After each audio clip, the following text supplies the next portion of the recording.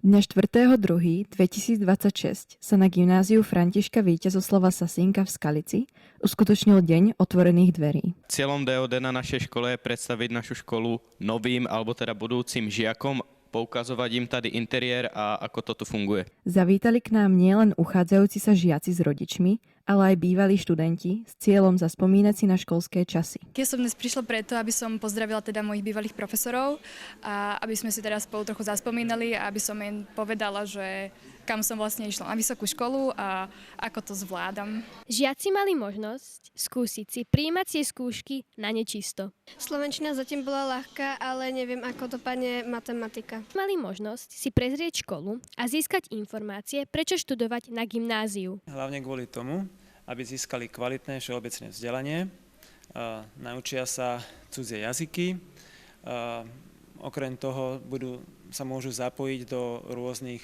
aktivít, ako je Erasmus+, DOFE, rôzne exkurzie do zahraničia, výmenné pobyty. Budú študovať v moderných priestoroch a majú vlastne priestor na osobný rozvoj. Budúci študenti mali možnosť získať informácie o študentskom živote a mimoškolských aktivitách. DOFE je teda sebarozvojový program pre mladých od 14 do 24 rokov, vďaka ktorému sa môžete rozvíjať vo svojom voľnom čase a môžete tak dať znova nejaký vyšší zmysel aj aktivitám, ktoré už robíte, napríklad či už na zúške, alebo hráte futbal, alebo teda hokej. Majú možnosť sa zapojiť aj do projektu Erasmus+.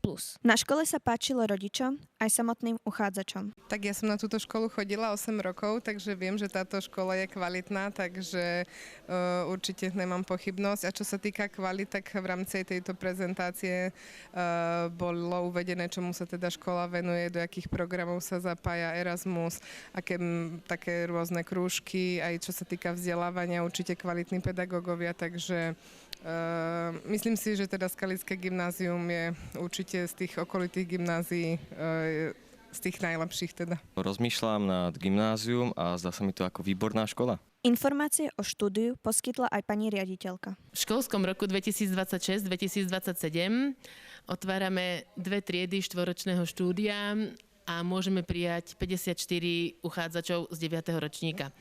Pre 8-ročné štúdium otvárame len 1 triedu a môžeme prijať až 18 uchádzačov. Prijímacie skúšky sú tradične už z 2 základných predmetov a to je teda matematika a slovenský jazyk. V tomto školskom roku je aj nový systém prihlasovania sa na strednú školu. Ak si dáte naše gymnázium ako školu priority, tak verím tomu, že s tými najúspešnejšími sa vidíme v septembri.